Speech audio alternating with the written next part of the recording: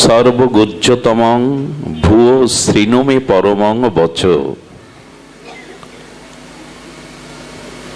ভগবান বললেন, আমি এই মুহূর্তে তোমাকে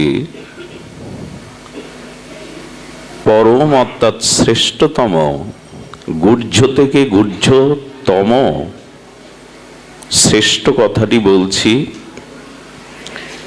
কারণ হিতম, আমি তোমার কল্যাণ চাই। একান্ত নিজজনকে মনের সংবেদনশীল অতি গোপনীয় কথা বলা যায়, এই জন্য বলা যায় যদি তাহাতে তার মঙ্গল বা হিত নিহিত থাকে। স্বয়ং ভগবান প্রিয় সখা অর্জুনকে সম্মুখে রেখে সেই পরম গুহ্যতম শ্রীণমে বচ, পরম গুহ্য কথাটি বলছেন। সেই কথা বলবার পূর্বে বলেই ভগবান এই গুহ্য থেকে গুহ্যতর দার্শনিক যে বিচার এখানে দিয়েছেন, এটি যদি আমরা জীবনে আমাদের চরিত্রে, আচরণে, ব্যবহারে গ্রহণ করতে পারি, তবে পরম হিত যেটি, পরম অত্যান্তিক মঙ্গল যেটি, সেটি আমরা প্রাপ্ত হতে পারব। সেক্ষেত্রে ভগবান প্রথমেই বলেছেন মন্মনা ভব।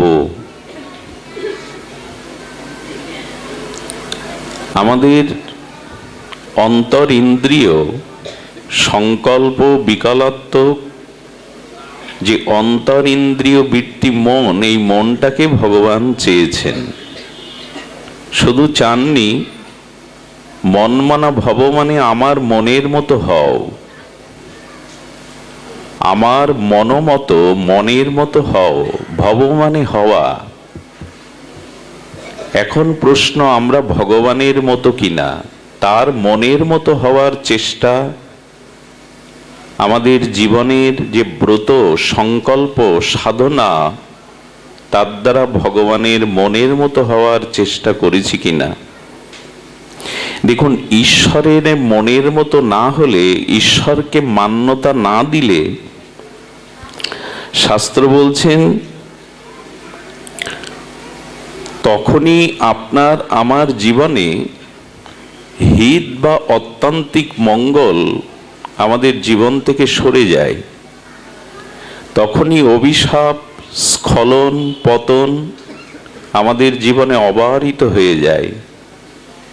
ঈশ্বরের মনের মতো না হয়ে বা তার মনটাকে তাকে অর্পণ বা সমর্পণ না করতে পারলে এবং ঈশ্বরকে মান্যতা না দিতে পারলেই আমাদের জীবনে সর্বোত্তম মঙ্গল থেকে, কল্যাণ থেকে, শ্রেয় থেকে আমরা বঞ্চিত হই না, একরকম পতন হই।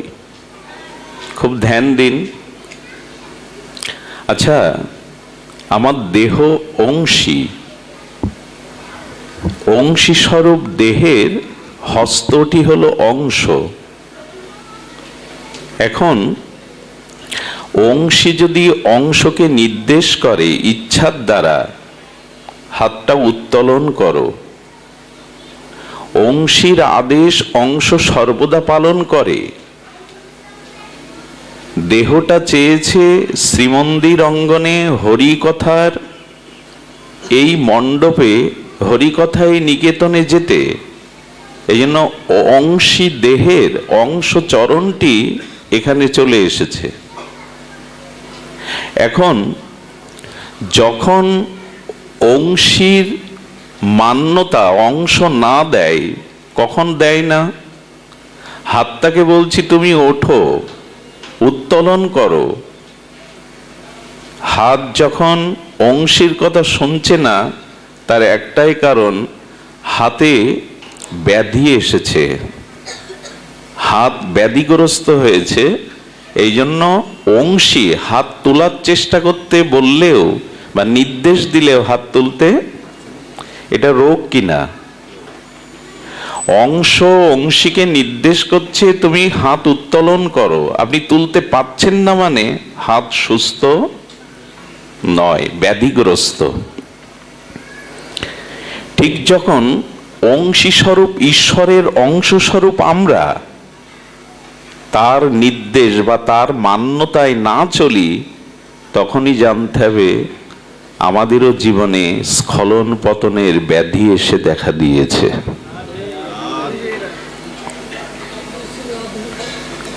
অংশী দেহের অংশ হাত তো আপনার কথাই শুনবে, শুনছে না মানে হাত রোগগ্রস্ত, পক্ষাঘাতগ্রস্ত হয়ে গেছে।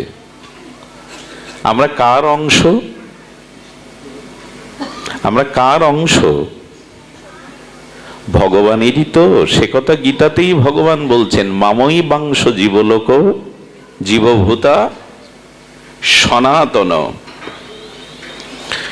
এই জন্য আমরা ভগবানেরই অংশ।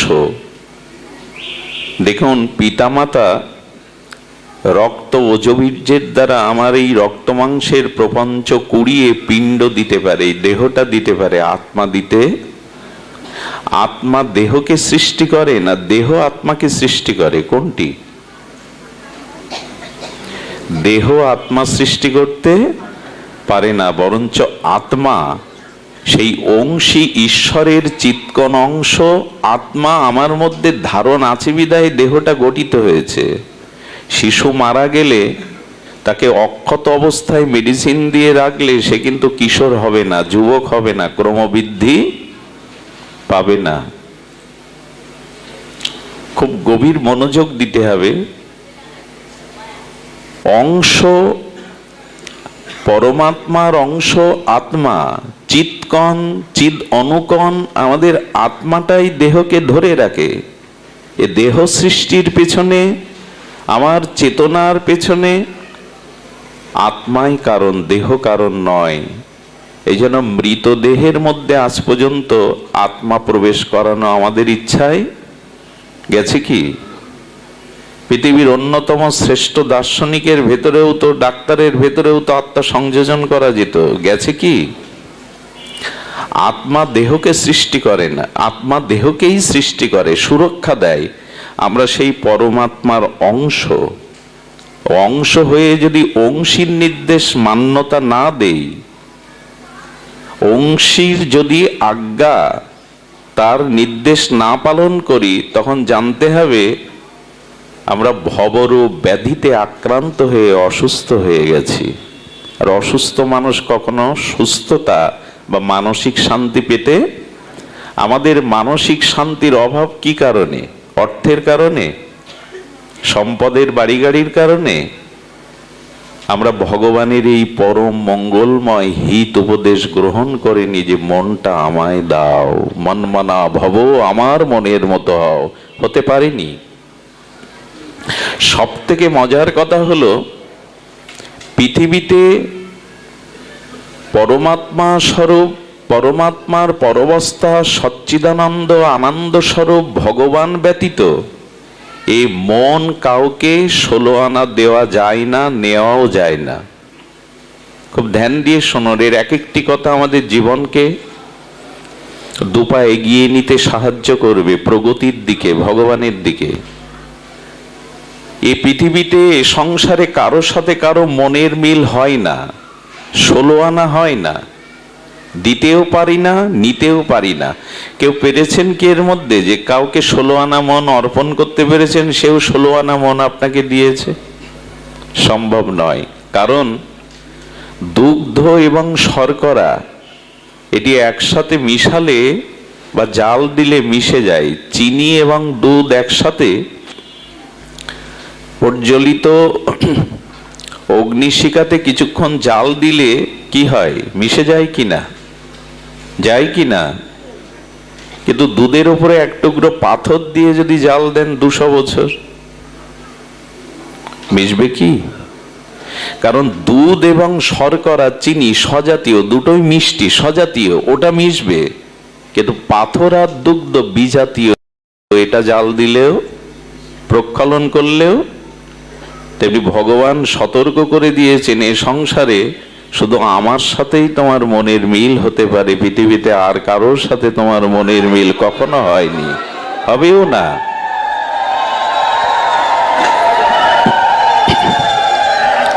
এই জন্য একটু ধ্যান দিন, যখনই আমরা ঈশ্বরের ইচ্ছার সাথে বিরোধ করি, খুব মূল্যবান দার্শনিক বিচার করা হয়েছে, খুব ধ্যান দিয়ে শুনুন।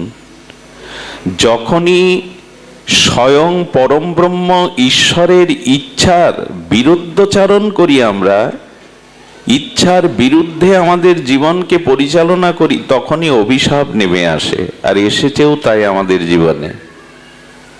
আচ্ছা, তার ইচ্ছাটা কি একবার জানতে চেষ্টা করেছেন?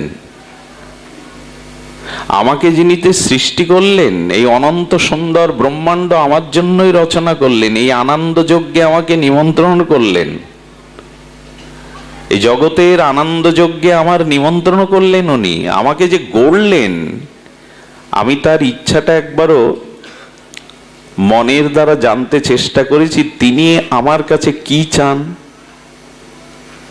এটা প্রশ্ন করুন সবাইকে, ঈশ্বর আমার কাছে কি চান, আমাকে কেমন করে তিনি গড়তে চেয়েছেন? এ উত্তর অনুসন্ধান আমরা সবাই রাখি না বলেই আমাদের জীবনের এই ভয়াবহ পরিণতি। তিনি আমাকে কি রূপে চান? আমার এই জন্মের পেছনে, এই সৃষ্টি আনন্দ যজ্ঞে আমন্ত্রণের পিছনে তিনিই একমাত্র কারণ।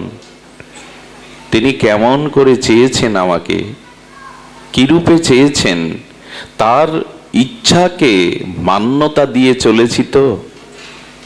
যত আপনি তার ইচ্ছার, এই জন্য আমাদের উচিত বিড়ালির বাচ্চার মতো হওয়া। আমাদের উচিত কি? বিড়ালির বাচ্চার মতো হওয়া, বানরের বাচ্চার মতো না।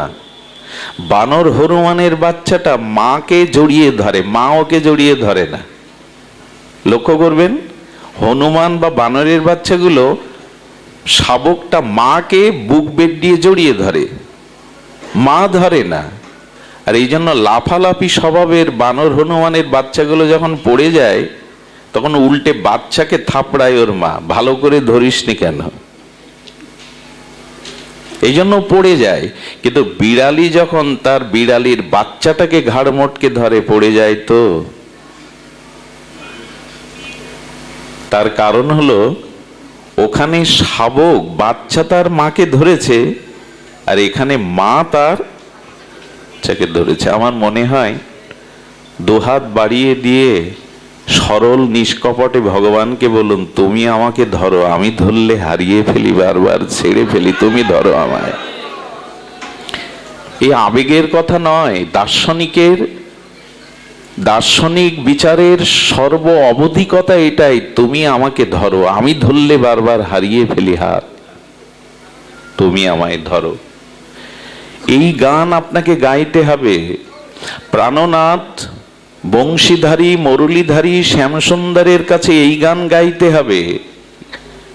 গানের পয়ারটি জেনে নিন, গুনগুন করে আজ থেকে গাইবেন তার সামনে গিয়ে।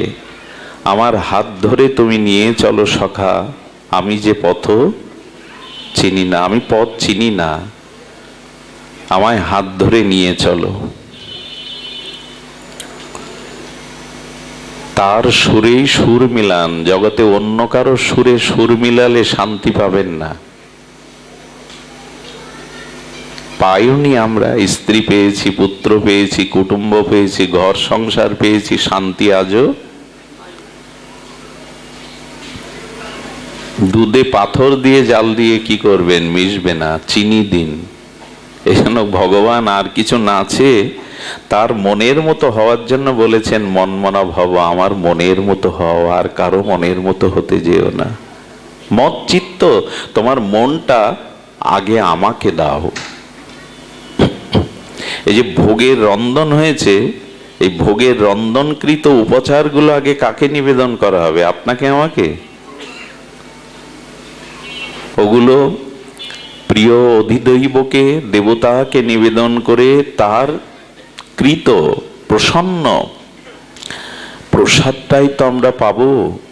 তো ভালোবাসা মনটা ভগবানকে দিয়ে তার মনের মতো তার রঙে রাঙান, এরপর ভগবান থেকে মনের ভিতরে যে ভালোবাসাটা আসবে ওটা জগৎকে স্ত্রী পুত্রকে দিন, তবেই শান্তি, না হলে শান্তি নাই।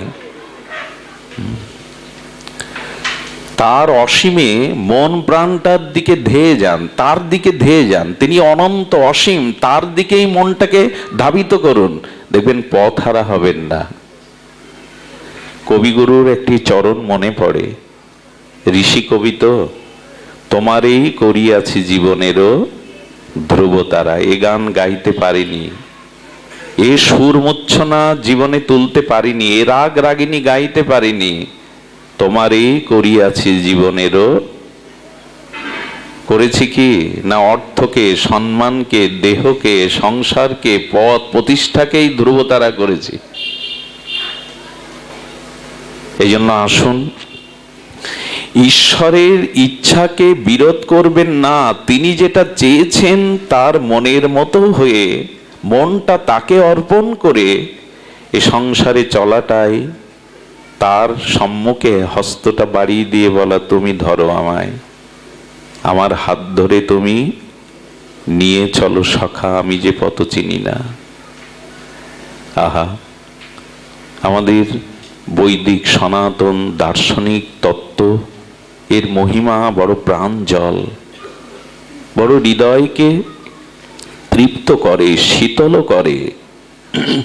এই জন্য ঈশ্বরের, আচ্ছা, ঈশ্বরের ইচ্ছার বাইরে আমরা কখন চলে যাই? ধ্যান দিয়ে শুনছেন কি? শীতে জড়তা আসতে পারে, দেহ সুখবোধ আসতে পারে, তাড়িয়ে দিন কিছুক্ষণের জন্য। বহু কোটি জন্মের সুকৃতি একত্রিত হলে, পুণ্য বা সুকৃতি, হরিকথা সাধু সঙ্গের সৌভাগ্য মেলে। বহু জন্মের কোটি সুকৃতি একত্রিত হলে, এই জন্য এটাকে যেন আমরা হেলায়, অবহেলায়, অলসতায়, জড়তায় হারিয়ে না ফেলি। কাউকে যদি আসার প্রতীক্ষা করতে হয় কোনো প্রিয়জনের, তবে প্রতীক্ষায় থাকুন, ঘুমিয়ে পড়বেন না। ঘুমিয়ে পড়লে কুঞ্জ দুয়ার হতে হয় তো প্রিয় এসে ফিরে যেতে পারে, যার জন্য এলাম সে তো ঘুমিয়ে। যে প্রিয়ের অপেক্ষায় সতৃষ্ণ চাতক নয়নে অপেক্ষা করে আছেন, প্রিয় আমার কুঞ্জে আসবে, সে কুঞ্জ দুয়ার হতে ফিরে যেতে পারে যদি দেখে প্রিয়া ঘুমিয়ে পড়েছে। জেগে থাকুন। ঈশ্বরের ইচ্ছার বিরুদ্ধে কখন যায় আমরা? তখনই যায় যখন আমাদের ভিতরে অহং, দেহ অভিমান, দেহত্ববোধ, অভিমান, অহংকার এসে দেখা দেয়। 6 বছর বয়সে ব্রজলীলায় গোপীদের বসন হরণ করেছিলেন গোবিন্দ, তাই না? এ নিয়ে অনেকেই কটূক্তি করে, কৃষ্ণ গোপীদের বসন চুরি করেছে। 6 বছর বয়সের ব্রজনন্দন, কিন্তু এ কথা কেউ বলে না 16 বছরের যুবক কৃষ্ণ সতী দ্রৌপদীকে বস্ত্র জুগিয়েছেন। বোঝা যায়, এ কথা খুব কম লোকই বলে। প্রায় লোকের মুখে শোনা যায় অনাদিরাদি কৃষ্ণ পুরুষোত্তম গোপীদের বসন হরণ করেছেন 6 বছর লীলাতে, কিন্তু 16 বছরের কিশোর কৃষ্ণ দ্রৌপদীর বস্ত্র হরণে যে তিনি বস্ত্র জুগিয়েছেন এ কথা কেউ বলে না। আমাদের তো দোষ দেখায় স্বভাব, সেটা ভগবানের চরিত্রেও দিব্য লীলাতেও। তো গোবিন্দ বসন চুরি করলেন কেন জানেন? আসলে বসনটা বাসনা ধরুন। গোবিন্দ বললেন, এই দেহ সুখের বাসনা থাকলে আমাকে পাওয়া যায় না।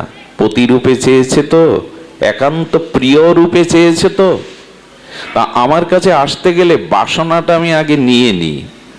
এই বাসনাটাই, দেহ অভিমানটাই, দেহে আবেশটাই তার ইচ্ছার থেকে দূরে সরে যাওয়া, তার মনের মতো থেকে আমরা তাহা মিথ্যা কথা, কেউ ভালো নেই, ফর্মালিটি মেনটেন না কি বলে যেন, আমি তো মূর্খ জানি না, মানে পরিবেশ পরিস্থিতি নিয়ন্ত্রণের জন্য হ্যাঁ ভালো আছি, ভালো আছি, ভালো আছি শব্দটাও ভালোভাবে বলতে পারে না। ভগবানকে জিজ্ঞেস করেছি তো, তুমি ভালো আছো তো, তুমি কুশলে? এই প্রশ্ন একদিন একজন করেছিলেন গোবিন্দের কাছে, ইনি হলেন নারদ।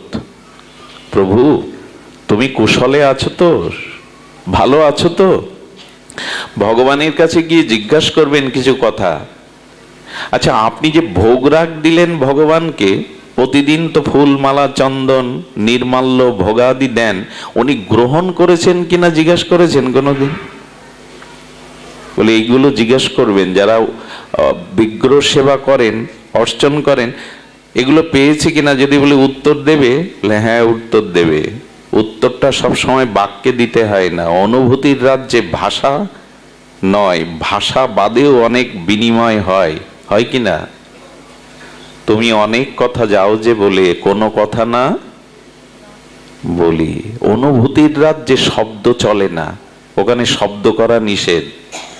আহা, গোপীরা কৃষ্ণকে সেবা দেবে, কৃষ্ণ বলবে এই সেবা দাও তাই দেবে তা নয়। কৃষ্ণের হৃদয়ে যে সেবার ইচ্ছাটা জাগবে, মুখে বলবে না, অনুভূতির দ্বারে গোপীদের মনে সেটা জেগে যাবে। শিশু সন্তানের ক্ষুধা লেগেছে কিনা মাকে ডেকে ডেকে বলে কি, বলে কি বাৎসল্য প্রেমমতী মা বুঝে নেয় কিনা খোকাকে খেতে দিতে হবে। অনুভূতির রাজ্যে শব্দ চলে না, আমরা ওই রাজ্যে নেই বিধায় ঝগড়াঝাটি বাঁধিয়ে ফেলি, যন্ত্রণায় কাতর হই। তুমি অনেক কথা যাও যে বলে কোনো কথা না বলি, ওখানে ভাষা চলে না। এই জন্য দেবতার কাছে গিয়ে, প্রিয় পরমের কাছে গিয়ে সেবা দিয়ে জিজ্ঞাসা করবেন যে তুমি সন্তুষ্ট হয়ে সেবা নিয়েছে তো? উত্তর কি আসবে জানেন? ঠোঁটের কোণে একটা ঝিলিক হাসি দেখতে পাবেন, চোখের কোণে আর ঠোঁটের কোণে বিগ্রহের। যদি হাসে, জানবেন আজ আপনার সেবা গ্রহণ করেছেন। দেখবেন মহামায়ার অষ্টমী পূজার যে আরতি হয়, ওই সময় ওই পুরোহিত ঠাকুর যখন পঞ্চপ্রদীপে ধূপ দ্বীপে আরতি করেন জগৎ মাতার, তখন মুখের দিকে চোখের দিকে তাকিয়ে দেখবেন মা মিন্ময়ী নেই, চিন্ময়ী হয়ে যেন আমার চোখে কথা বলছে। ওই প্রতিমা এখন দেখুন। আপনি সেবা দিয়ে জিজ্ঞাসা করবেন অনুরাগে, তুমি গ্রহণ করেছে তো? চোখের কোণে, অধরের কোণে একটা মিষ্টি হাসি দেখতে পাবেন। যদি হাসি না দেখতে পান, জানবেন সেবা গ্রহণ করেনি। বৃন্দাবনে আচার্যরা এক এক দিন রাধারানীকে, গোবিন্দকে এক এক রঙের পোশাক পরান। মাঝে মাঝে জিজ্ঞাসা করবেন, আজ কি পোশাক পরতে ইচ্ছা করছে বলো শ্যামসুন্দর তোমার? সেবা মানে কি ওই ফুল আর মন্ত্র আর ঘন্টা নাড়া? কবিগুরু অবশ্য একটা কথা বলে দিয়েছেন, তোমার পূজার ছলে তোমায় ভুলে থাকি। ওর মধ্যে পূজা ধূপ দীপ আড়ম্বর মন্ত্রোচ্চারণ করছে, কিন্তু প্রাণ নেই, অনুরাগ নেই। তোমার পূজার ছলে তোমায় ভুলে, নামে পূজা, প্রাণ নাই, অনুরাগ নাই, প্রীতি নাই। এই জন্য যা কিছু করবেন, এক মালা জপ, একটু ফুল চন্দন আন্তরিকভাবে করবেন, অনুরাগে করবেন।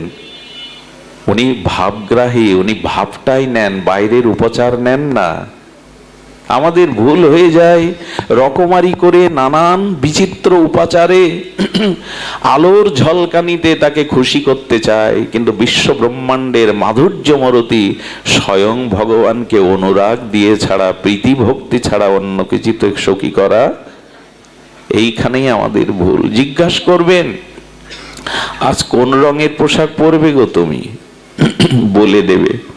যাই হোক, স্বাতন্ত্র কামনা যেই আসবে, নিজ দেহ ভোগের বাসনা যখনই সসুখ বাসনা আসবে, জানবেন ঈশ্বরের ইচ্ছা হতে আপনি দূরে সরে গেছেন। আর এই দূরে সরে গেলেই, দূরে সরে যাই কেন জানেন? এই দেহ আর সংসারের একটা প্রবল আকর্ষণ, আসক্তি, ভোগের বাসনা। একটা কথা বলি, কথাটা বলবার আগে আমার মধ্যে সতর্কতা আসছে, আমি অধিকারী কিনা। একটু কৃপা করুন, ক্ষমা করবেন। অধ্যত্তকে ক্ষমা করার জন্য আগে হাত জোড় করে ক্ষমা চেয়ে নিচ্ছি, এটার অধিকারী আমি নই বলবার। আমাদের ভাগবতে দত্তাত্রেয় ভগবান 24 জনকে গুরু করেছিলেন। কয়জনকে? মানে যার কাছ থেকে আধ্যাত্মিক অনুশীলন বা শিক্ষা পেয়েছিলেন তাকেই গুরু করেছিলেন। তার মধ্যে একটি গুরু হলো উরনাভ। উরনাভ মানে মাকড়সা। মাকড়সাকে গুরু করে কেউ, তাও ভগবান গুরু করছে, দত্তাত্রেয় ভগবান। মাকড়সা গুরু করলো কেন জানেন? আহা, মাকড়সা দেখবেন তার নিজের ভেতরের মুখের লালা দিয়ে শিল্পের মতো একটা জাল নির্মাণ করে। এই অভিজ্ঞতা আমাদের প্রত্যেকের আছে ঘরে বাইরে। ওরকম জাল আপনি বুনতে পারবেন না। আচ্ছা, ও উপাদানটা ও বাইরে থেকে আনে না, ওর মুখগহ্বরের লালা দিয়ে ও জালটা নির্মাণ করে। উদ্দেশ্য কি জানেন? রাজ্য বিস্তার করা। এই রাজ্যে আমরা যেমন বাড়ি গাড়ি ভূ সম্পত্তি চাকর বাকর ভোগ বিলাসের জাল বুনি কিনা? ব্যাংক ব্যালেন্স ভোগ সুখ বাড়ি গাড়ি সুন্দরী রমণী জাল বুনে যায়। সারা জীবন এই জাল বুনি সুখে থাকবো বলে সসুখ ভোগ বাসনায় একটা জাল বুনি। জাল বোনার পরে কি করে জানেন? ওইখানে বাচ্চা কাচ্চা নিয়ে বেশ সুখে রাজত্ব শুরু করে, কিন্তু ওই জালে আটকেও নিজেই। কিন্তু এর পরের সংবাদটা, ওই জন্য বলছে আমার বলবার অধিকার আছে কিনা। ওই যারা ওর বাচ্চা কাচ্চা ছিল, রাজত্ব সৃষ্টি করেছিল সংসারের মোহমায়ায়, ওরা কি করে জানেন?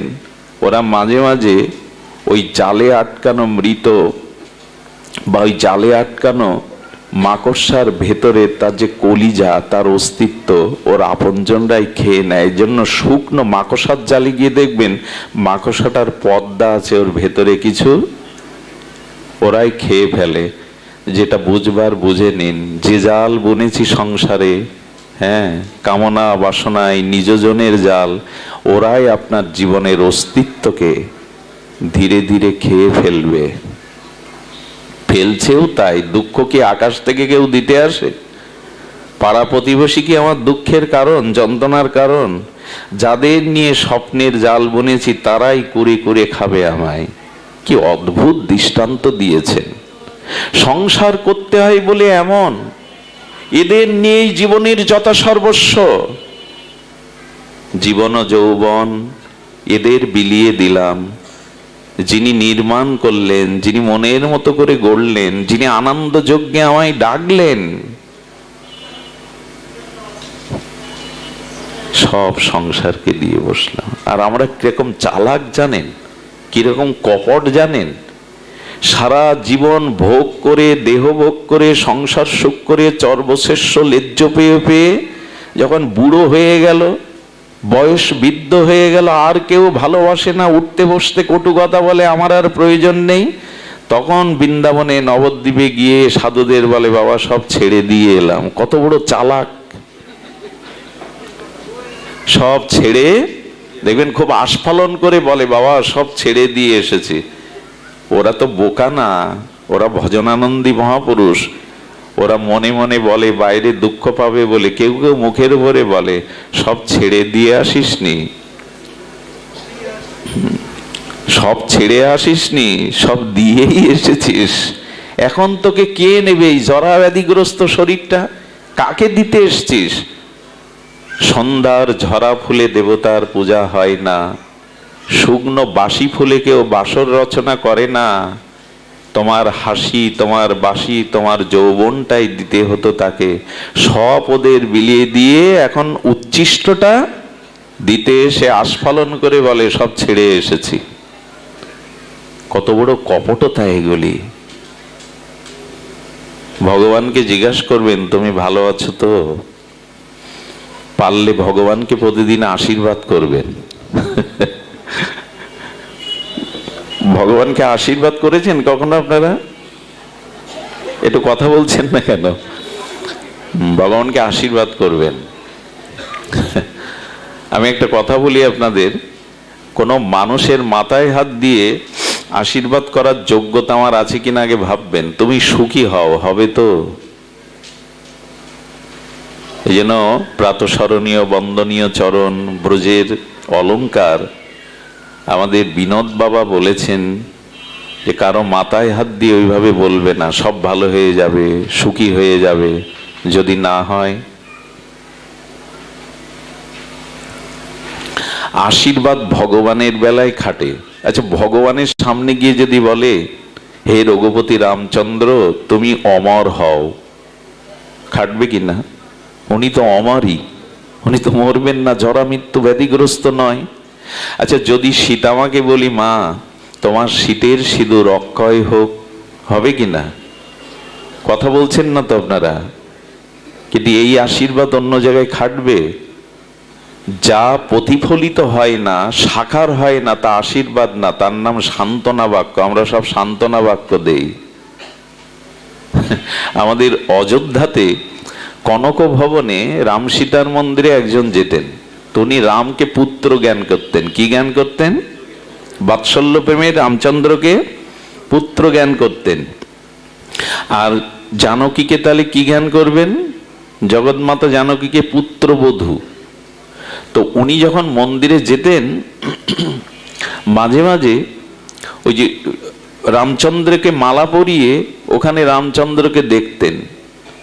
পূজারীকে বলতেন প্রতিদিন বৌমার সামনে এভাবে দাঁড়াতে আমার একটু লজ্জাবোধ হয়, এক কাজ করো তো, মাঝে মাঝে তুমি পর্দাটা টেনে দিও, একটা অংশ টেনে দিয়ে যাতে জানকী আমাকে, বৌমা আমাকে। এই তার অনুভব। চিন্তা করুন তো ভালোবাসাটা কোথায় পৌঁছে গেছে।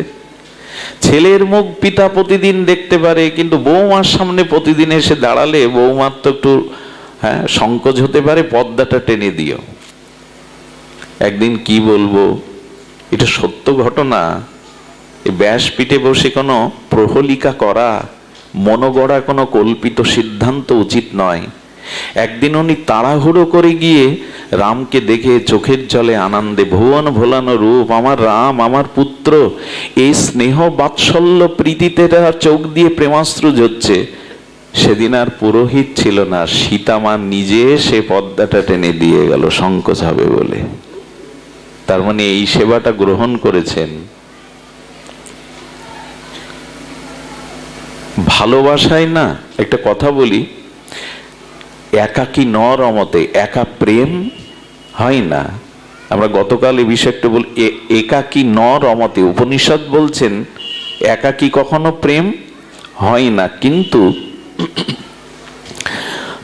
যখন দুই লাগবে, প্রেমের রাজ্যে যখন একাকী ন রমতে দুজন হলাম, কিন্তু দুজন দেহ হতে পারে। প্রেম তাকেই বলে যখন দেহ দুজনের কিন্তু আত্মা একজনের হবে। এসব কথা অনেক উপরের কথা, আমরা সহজে নিতে পারবো না। ওই রাজ্যের মানুষ তো না, তবু বলতে স্বাদ হয়। কেউ কেউ তো এটা অনুভব করে। আর প্রেমের গলিতে যদি একবার কেউ যান, তাহলে ওখানে কি ভবরোগ শুনছেন তো মায়েরা, গুরুদেবকে ভবরোগ নিবারক। আচ্ছা, ভবরোগের নিবারণকারী শ্রী গুরুদেব। আচ্ছা, ভবরোগটা কি? ভবরোগ কি? ভব মানে সংসার, আর সংসারের মূল রোগটা কি জানেন? পুনঃ পুনঃ মার গর্ভে প্রবেশ করা। এর থেকে বড় রোগ আর? পুনঃ পুনঃ মার গর্ভে প্রবেশ করা, এই যে জন্ম মৃত্যু আবর্তনে আসা, এর থেকে বড় ব্যাধি সংসারে। আচ্ছা, যদি মার গর্ভে না আসতাম, কর্মফল ভোগ করতে হতো, মৃত্যুর স্বাদ নিতে হতো। তার মানে এই মার গর্ভে এসেছি মানেই এটাই হলো ভবরোগ। এই ভবরোগ দূর করতে পারেন ছিল গুরু মহারাজ। মহৎ কৃপা হলে এই আসা যাবার ভবরোগ নিবারণ করেন। সেদিকে লক্ষ্য কই, শ্রীগুরু চরণে, মহতর চরণে সমর্পিত ভাব কই। ডাক্তারের কাছে গেছেন রোগ সারতে, ওখানে বিচার করেন না, ওইখানে সঁপে দিন, ওইখানে সঁপে দিন, ওখানে বিচার করতে যাবেন না। ভগবানের কাছে গিয়ে শুধু বলুন এবার আমাকে তোমার করে নাও, এইটুকুই তো মন্ত্র। এবার আমাকে তোমার করে নাও। তবে বলতে তো এখনই পারি, এখনই তো বললাম। বলে এভাবে বললে হবে না, কপটতা রেখে বলো না, হৃদয় দিয়ে বলো, হে গোবিন্দ আমি তোমার হলাম। চৈতন্য চরিতামৃত বলছেন, হে গোবিন্দ আমি তোমার হলাম যদি কেউ বলে একবার, ভব বন্ধ হইতে গোবিন্দ তারে করেন পার। একবার বলে দেখো আমি তোমার, তবে কপটতা শূন্য হয়ে সরল চিত্তে নিবেদিত আত্মা হয়ে বলো আমি তোমার। তিনি হাত বাড়িয়েই আছেন, হাত বাড়িয়ে আছেন। কপটতা ওখানে পৌঁছায় না, ছলনা ওখানে পৌঁছায় না।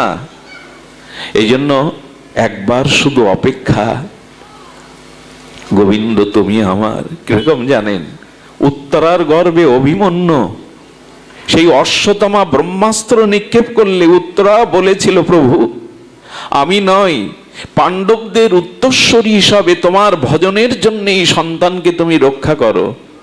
মাতৃগর্ভ মলমূত্রের দ্বার নরক সম যন্ত্রণা, এটা ভাগবতে আছে। মাতৃগর্ভে আমরা যখন থাকি, মলমূত্রের মাঝখানে একটা নরক। গোবিন্দ করলেন কি, ওই নরকরূপী মাতৃগর্ভে প্রবেশ করে ভক্তকে ব্রহ্মাস্ত্রের হাত থেকে রক্ষা করলেন। বলুন তো কেউ আছে এমন? আহা, মাতৃ জঠরে প্রবেশ করে অভিমন্যুকে, পরীক্ষিতকে, ভুল হচ্ছে, অভিমন্যু পুত্র পরীক্ষিতকে ভগবান রক্ষা করলেন। এমন এমন দরদি, এমন ভক্তবৎসল, এমন কৃতজ্ঞ ভগবানকে নিজেকে সমর্পণ করলাম না। এই জন্য গোবিন্দ বারবার বারবার সেই মূল কথা বলছেন, মনমনা ভব। তিনি বলছেন, হ্যাঁ আমাকে মনটা দাও। আচ্ছা একটু লক্ষ্য করুন তো, হাত ওঠানোটা ক্রিয়া শক্তি, খুব ধ্যান দিয়ে শুনতে হবে। হাতটা তোলাটা, এই যে আমি হাতটা উত্তোলন করছি, এটা কি শক্তি? ক্রিয়া শক্তি। হাত একটি ইন্দ্রিয়, এটা যখন কাজ করছে তাকে ক্রিয়া বলে। অর্থাৎ হাত উত্তোলন হচ্ছে, এটা হলো ক্রিয়া শক্তি। হাতটা উঠলো কেন? ধ্যান দিচ্ছেন তো? হাতটা উঠলো কেন মানে ক্রিয়া করলো কেন? ইচ্ছা হয়েছে তাই। আমি কিছু বোঝাতে গিয়ে ইচ্ছা হয়েছে তাই হাতটা উঠেছে। মানে নিতাই গৌর বলতে গেলে তো হাতটা তুলতে হবে। তার মানে ক্রিয়া শক্তির পেছনে কি কাজ করেছে? ইচ্ছা শক্তি। তো ইচ্ছা শক্তি না কাজ করলে ক্রিয়া শক্তি ক্রিয়াশীল হয় না। আচ্ছা,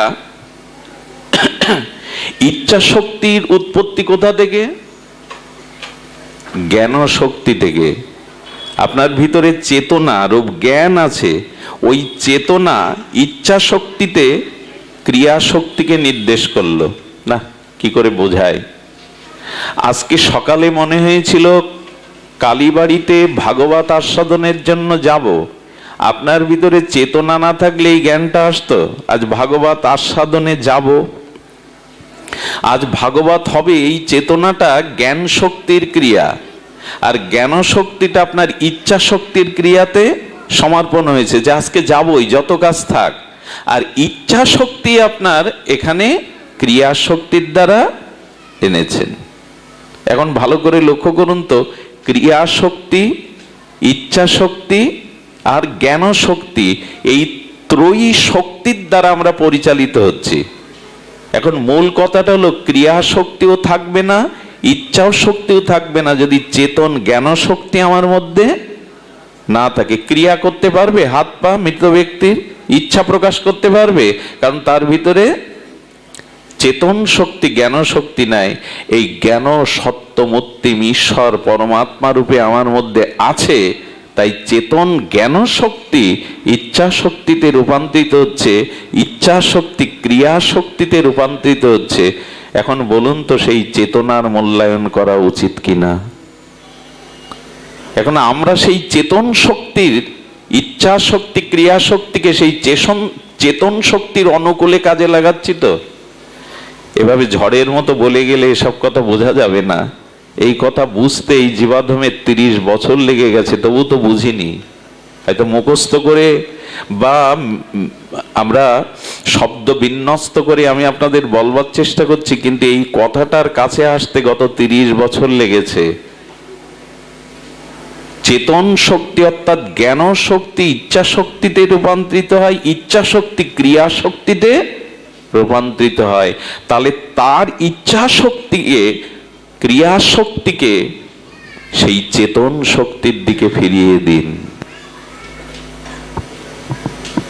আমি বলতে চেয়েছিলাম ড্রেনের দূষিত জলটা পতিত পাবনী গঙ্গায় ফেলে দিন, কিন্তু দয়া করে গঙ্গার জলটা পোকামাকড় প্রদূষিত ড্রেনের জলে ফেলে দিবেন না। আপনার ক্রিয়া শক্তি ইচ্ছা শক্তিকে চেতন শক্তিকে সমর্পণ করুন, তবেই তো আপনি তার হবেন, তবেই তো আপনার জীবনের পরিপূর্ণতা আসবে।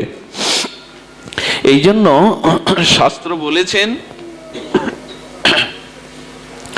যে আপনার ক্রিয়া, আপনার ইচ্ছাগুলি ওই চেতন বা জ্ঞান শক্তিতেই সমর্পণ করে দিন। এটাই আমাদের জীবনের সর্ববড় পূজা হবে, এটাই আমাদের জীবনের সর্বোত্তম উপাসনা হবে, এটাই আমাদের জীবনে আত্মনিবেদন হবে যে আমার ক্রিয়া, আমার ইচ্ছা তোমাতেই সমর্পিত হোক। আর যদি ঘুমিয়ে থাকি, অচেতন থাকি, তখন যেন এটা বলতে পারি, সেটা যেন বলতে পারি, আমার এ ধূপ না পোড়ালে গন্ধ কিছুই নাহি মিলে, আমাকে পোড়াও, আমাকে পুড়িয়ে যখন থাকি অচেতনে চিত্ত আমার আঘাত সেজে পরশ তব সেই তো পুরস্কার। বলতে পারবো তো? যখন থাকি অচেতনে চিত্ত আমার, হ্যাঁ, আঘাত সেজে পরশ তব সেই তো পুরস্কার। জগতে যে দুঃখ যন্ত্রণা আঘাত, এটা আমাকে জাগাবার জন্য, তোমার স্মৃতিকে মনে করবার জন্য। এই জন্য আসুন দুঃখকে, যন্ত্রণাকে, অভিশাপকে আমার জাগাবার মন্ত্র, ওই যে ঘুম ভাঙানিয়া, ঘুম জাগানিয়া হয়ে আঘাত না করলে তো কেউ ঘুম থেকে উত্থিত হয় না, তাকে অন্তত শব্দের দ্বারা আঘাত করতে হয়, ডাকতে হয়। এই জন্য আমি আপনাদের কাছে সর্বশেষ নিবেদন করে পাঠ বিশ্রাম করব, জীবনে যে অবস্থা আসছে অনুকূল প্রতিকূল সবই আমাকে জাগাবার জন্য তার আশীর্বাদ মনে করে তার মুখপানে চেয়ে থাকুন। এটাই দুঃখকে জয় করবার, অবস্থাকে জয় করবার একমাত্র পথ। সবশেষে বলবো, এই জ্ঞান শক্তিকে, চেতন শক্তিকে জাগাবার একটা সর্বশ্রেষ্ঠ মন্ত্র আমি একটু আপনাদের প্রসন্ন দৃষ্টিতে গুরু মহারাজের কৃপায় সামান্য একটু জানিয়ে যাই। আমি অনুরোধ করছি হাত জোড় করে, আঁচল পেতে না, হৃদয় পেতে কথাটা গ্রহণ করুন। যদি আপনার সেই সুপ্ত চেতনাকে জাগাতে চান, সেই ঈশ্বর সত্তাকে, সচ্চিদানন্দ স্বরূপকে পূর্ণ জাগ্রত করতে চান, তবে একটি নিবেদন করব আপনাদের, সেটি হলো একমাত্র ভগবানের নামকে এই মুহূর্ত থেকে নিত্য নিরন্তর সংকল্প করে আশ্রয় নিন। এই কথাটুকুই সামান্য একটু শুনতেই হবে। ইচ্ছা শক্তিটা আপনারা একটু প্রয়োগ করুন এই শব্দটার দিকে। পৃথিবীতে যা কিছু, সব কিছুর মধ্যে শব্দই প্রধান। এই দেখুন, এর মধ্যে শব্দ পাচ্ছেন, শব্দ পাচ্ছেন, কিন্তু এটা যখন ছিঁড়বেন তখন এর থেকে একটা শব্দ হবে। ওর মধ্যে শব্দটা ছিল, ছিল কি না? দুটো পাথর এক জায়গায় রাখুন, শব্দ পাবেন? দুটো পাথরকে সাংঘর্ষিক ভাবে ধাক্কা দিন, শব্দ আসবে কিনা? আপনি হাতটা ঘষুন, তার মানে শব্দ ব্রহ্মেরই এ জগৎ। আমি কি করে বুঝাই, সব দার্শনিক কথা বোঝবার ক্ষমতাও আমার নাই। আমি খুব জীবাধম, অজ্ঞ, মূঢ়, অধম। কি করে বোঝাই যে শব্দই হলো আমাদের সমস্ত চেতনার মূল।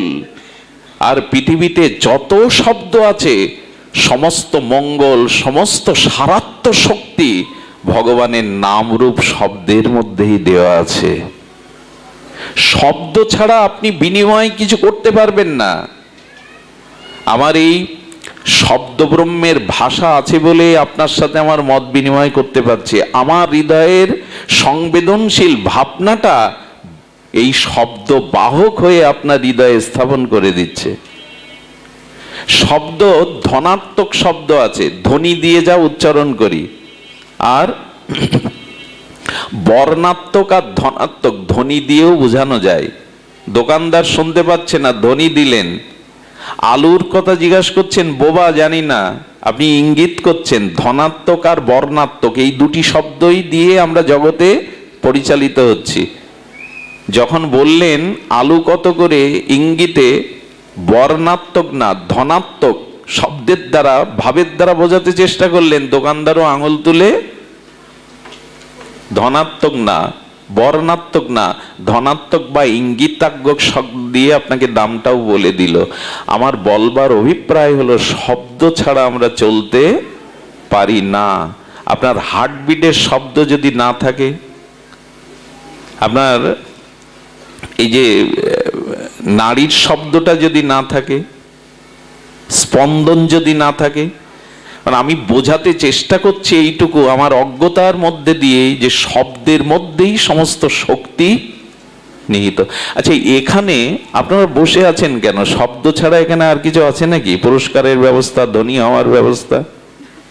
এখানে তো জল পিপাসা লাগলেও আপনাকে কেউ এক গ্লাস জল দেবে না। এখানে আপনি সব থেকে পৃথিবীর কঠিন কাজ কি জানেন? একজন 2 ঘন্টা ধরে কথা বলছে আর আমি 2 ঘন্টা নীরবে শুনছি। পৃথিবীতে এর থেকে কঠিন কাজ আর অন্য সময় এটা আপনি পারবেন না, 5 মিনিটও পারবেন না। পৃথিবীর সব থেকে কঠিন কাজ করছেন, অথচ সব থেকে মানসিক শান্তি আপনি এখন পাচ্ছেন। সংসারের বোঝা, সংসারের চিন্তা আপনার মনের মধ্যে নাই। এটাই শব্দের মহিমা, শব্দের মহিমা। দেখুন, এই জন্য ধনাত্মক এবং বর্ণাত্মক শব্দাবলী সমস্ত শক্তির আধার। এই পৃথিবীর সৃষ্টির মূলেও শব্দ ব্রহ্ম, নাদ ব্রহ্ম, ওম। এই পৃথিবীর সৃষ্টির মূলেও এই নাদ ব্রহ্ম। এই জন্য শব্দকে ব্রহ্ম বলা হয়। এই জন্য ভগবানের নাম এটা ব্রহ্মের সর্বোত্তম সমন্বিত শক্তির আধার। এই নাম একটু দয়া করে শুনুন, কৃপা করে হৃদয়ে কথাটা নিন। আমাদের মুক্তির, আমাদের কল্যাণের, আমাদের শ্রেয়ের অন্য কোনো পথ নাই। এই জন্য গোবিন্দ বলছেন সতত কীর্তন্ত মাং। এই গীতাতেই বলেছেন সর্বদা আমার, আর কি বলেছেন? তস্মাৎ সর্বেষু কালেষু মামনুষ্যর, আমাকে স্মরণ করো নামের দ্বারা। এই নামই হলো সর্বোত্তম। দেখুন, আচ্ছা, অগ্নি কোথায় কোথায় আছে? শব্দ কোথায় কোথায় আছে? শব্দ সবখানেই আছে। শব্দ গুণকত্তম আকাশম। দার্শনিকরা বলেছেন আকাশ বলে আলাদা কোনো বস্তু নেই, শূন্যস্থানকেই আকাশ বলে। আর শূন্যস্থান না থাকলে শব্দ শঙ্কটা বাজে কেন? ওর মধ্যে একটা শূন্যস্থান আছে বিধায়। আমরা আহারটা নিতে পারি কেন? ওখানে একটা শূন্যস্থান আছে। তাই আমরা ঘরে বাস করতে পারি কেন? ঘরে একটা শূন্য জায়গা, ওখানে সব ইট কাঠ দিয়ে ভরিয়ে রাখুন, ঘরে যেতে পারবেন? শব্দ গুণকত্তম, শব্দই যার গুণ তাকে বলে আকাশ। শব্দ সবখানেই আছে, আছে কি না? শব্দ সবখানে আছে। অগ্নি কোথায় আছে? এই দেখুন, শক্তি কোথায় আছে? আচ্ছা, জলে আগুন আছে? আছে মা? সবাই না বলছে। কিন্তু জলবিদ্যুৎ তৈরি হয় কি করে? সূর্যের কিরণ যেখানে যেখানে প্রতিভাত হয় ওখানে আগুন আছে। সূর্যের কিরণ যেখানে যেখানে প্রতিভাত হয় ওখানে এই জলবিদ্যুৎ প্রকল্প থেকে বিদ্যুৎ তৈরি হয়। জলে হাত দিয়ে বিদ্যুৎ পাবো তো? আপনার মধ্যে আগুন আছে বিধায় আপনি বেঁচে আছেন, তাপ আছে বিধায়। আচ্ছা, কোনো মরা মানুষকে স্পর্শ করে দেখেছেন? সে কখনো গরম, স্পর্শে গরম দেখায় কিনা তার হাত? সব মৃত ব্যক্তি শীতল বরফের মতো, তাপ নাই। সব পাতার মধ্যে, সব গাছের মধ্যে, এই যে এখন আগুনের উপরেই বসে আছি আমরা, এই কাঠগুলো কি আগুন নয়? এর মধ্যে কি আগুন নাই? জ্বালিয়ে দিন। তার মানে জলের মধ্যে আগুন আছে, কিন্তু আমি খুঁজে পাবো কি? আচ্ছা, মাটির মধ্যে গন্ধ আছে। মাটি খুঁড়ে পদ্ম ফুলের গন্ধ, রজনীগন্ধার গন্ধ, গোলাপের গন্ধ পাবেন? ফুলের গাছগুলো কি করে মাটি থেকে গন্ধ নিয়ে ফুলের পরাগ রেণু তো আমাদের দেয়। আমি বলতে চাইছি, আগুন সবখানে আছে, ফুলের গন্ধ মাটিতে আছে, কিন্তু সেটা আপনি আমি আবিষ্কার করতে পারি না। ফুলের পরাগ রেণু পবনে মলয়ে গন্ধ সুগন্ধ বিলিয়ে দেয়। ঠিক তদুপরি ভগবানের নামের মধ্যে ভগবানের সমস্ত শক্তি নিহিত আছে, প্রেম নিহিত আছে। যিনি এই নামটাকে নিত্য নিরন্তর অনুধ্যান করেন, এই নামের মধ্যে দিয়েই তিনি পরম ব্রহ্মের সমস্ত কৃপা লাভে সমর্থ হন। এই নামই আশ্রয় হলো মহাপ্রভুর লক্ষ্য ছিল। শুধু নাম নিবেন না, আরেকটি অনুরোধ করি, কারণ নামের সাথে সাথে আর তিনটি জিনিস ওতপ্রোতভাবে জড়িত। যার নাম আছে তার রূপ থাকতে হবে। কোনো বস্তুর নাম ব্যতীত কোনো রূপ আপনি কল্পনা করতে পারবেন না। অর্থাৎ যখনই ভগবানের নাম নিচ্ছেন, ওই নামের মধ্যে তার রূপটাও, মধুসূদন বলে যদি কাউকে ডাকি, নামই তো ডাকলাম, কিন্তু একটা আকার চলে এলো নামের সাথে সাথে, তাতে একটা রূপ থাকতে হবে। এই জন্য নামের মধ্যে রূপ আছে, আর যার নাম আছে, যার রূপ আছে, তার ভিতরে কিছু না কিছু গুণও আছে। নাম, রূপ এবং তার কিছু লীলাও আছে। তো ভগবানের নামের মধ্যেই ভগবানের নাম, রূপ, লীলা সন্নিবিষ্ট হয়ে আছে। সব থেকে বড় কথা, ভগবানের আনন্দ সন্তুষ্টির জন্য এই নামই হলো আমাদের সর্বশ্রেয় উপায়।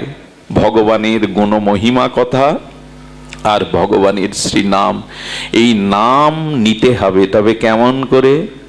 হ্যাঁ, এহেন কৃষ্ণ নামে প্রেম না হয় অঙ্কুর। হ্যাঁ, নাম কিভাবে নিতে হবে এটি তো আমাদের জানা। ঠাকুর মশায়ের গৌরাঙ্গ বলিতে হবে পুলক শরীর, কই হয় না তো। হা, গৌরাঙ্গ বললে তো শরীর পুলকিত হয় না। হরি হরি বলিতে নয়নে বহে নীর, কই নয়নে তো প্রেমস্র আসে না। আচ্ছা, এই ভিড়ের মধ্যে যদি কোনো মা তার শিশু সন্তানকে হারিয়ে ফেলে, তার খোঁজবার ভাষা কি? চোখের জল তো আমার খোকা কোথায়, বলতে পারো আমার খোকা কোথায়? আর কোনো দিকে তো তার দৃষ্টি নেই। অনেক জন্মই তোমাকে দূরে রেখেছে প্রিয়। এই জন্য সেই সন্তান হারা মা যেমন চোখের জলে উৎকণ্ঠা পিপাসা ব্যাকুলিত হয়ে আমার খোকা কোথায় খুঁজে বেড়ায়, যেদিন ভগবানের নাম নিতে নিতে প্রেমশ্রু বিগলিত হবে, গৌরঙ্গ বলিতে পুলক শরীর, হরি বলিতে নয়নে বহে নীর, সেই দিন এই নাম তার কাছে নিয়ে যাবে আপনাকে। নাম যেন যন্ত্রের মতো না হয়, শুধু যন্ত্রের মতো যেন নাম হয়। গুরুদেব বলে দিয়েছেন, যন্ত্রের মতো শুধু নিয়ম রক্ষা করছি, নামে অনুরাগ চাই, নামে প্রীতি চাই। দেখুন নামে প্রীতি কেমন জানেন? রাধারানী বললেন, সখী কে গো শোনাইল শ্যাম নাম, কানেরও ভেতরে দিয়া মরমে পশিল গো, আকুল করিল মন। রাধারানীর কানে যেই শ্যাম নামটা প্রবেশ করেছে, রাধারানী কি বলছেন? কে গো শোনাইল, কানেরও ভেতরে দিয়া মরমে পশিল গো, আকুল করিল মোর। এক নামে রাধারানী ব্যাকুল হয়ে গেছে, আকুল হয়ে গেছে। আমরা তো কতবার নাম নেই, ব্যাকুলতা তো জাগে না।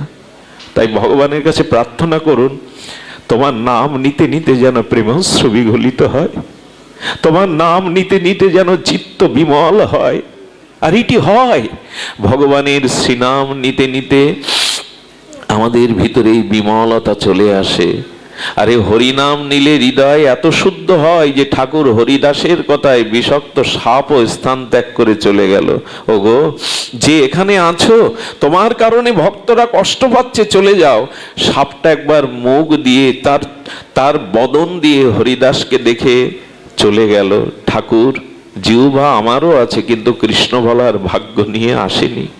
ঠাকুর নাম শ্রবণের জন্য এই আশ্রয় নিয়েছিলাম। ফুলিয়াতে আমার সৌভাগ্য হয়েছিল আমার ধনঞ্জয়ের সেই গোপাটা দেখে আসার, যেখানে সাপটা থাকতেন। এখনো সেই গোপাটা আছে ফুলিয়াতে। ওইখানে ঠাকুরের কথা অবনত মস্তকে চলে গেল। আমার মাঝে মাঝে মনে হয় পৃথিবীর সমস্ত প্রাণীর জিহ্বা আছে, কিন্তু চিৎকার করে তারা কৃষ্ণ বলতে, রাধা বলতে পারে না। ভাগ্যটা যখন আমাকেই দিয়েছেন গোবিন্দ, তখন কেন নামে অলসতা আনবো?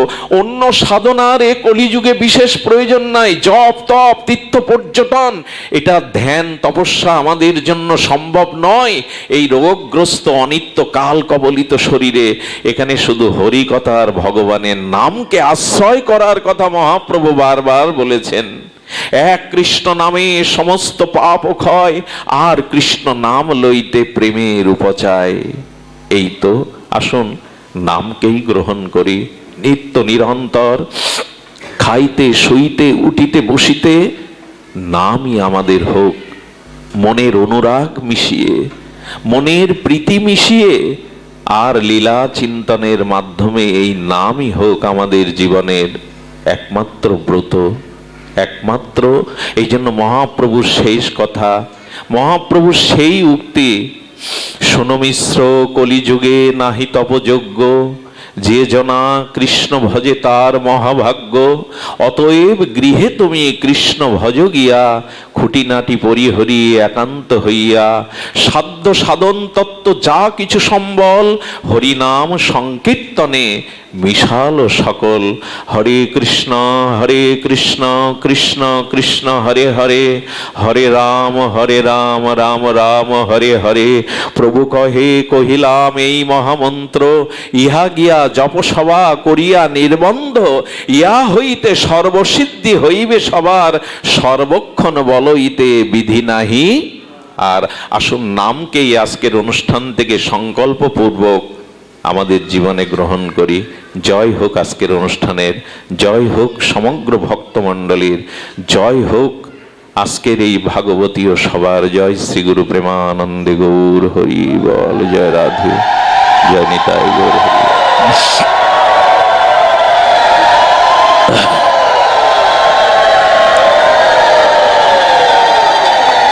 শুধু ভক্তমণ্ডলী, হাটবাড়িয়া পূর্বপাড়া সুভাষ দাসের বাড়িতে আগামীকাল হরিকথা সন্ধ্যায় আছে। এই জীবাধমের হয়তো আসবার কথা আছে, হয়তো না কথা আছে। মহাপ্রভু যদি আনেন আপনারা নিমন্ত্রিত। জয় রাধে। ও ধনঞ্জয় কৃষ্ণের কিছু গ্রন্থ আছে, গ্রন্থগুলো সংগ্রহ করতে পারেন, সাধুমুখী হরিকথা সহ অন্যান্য গ্রন্থ। জয় রাধে।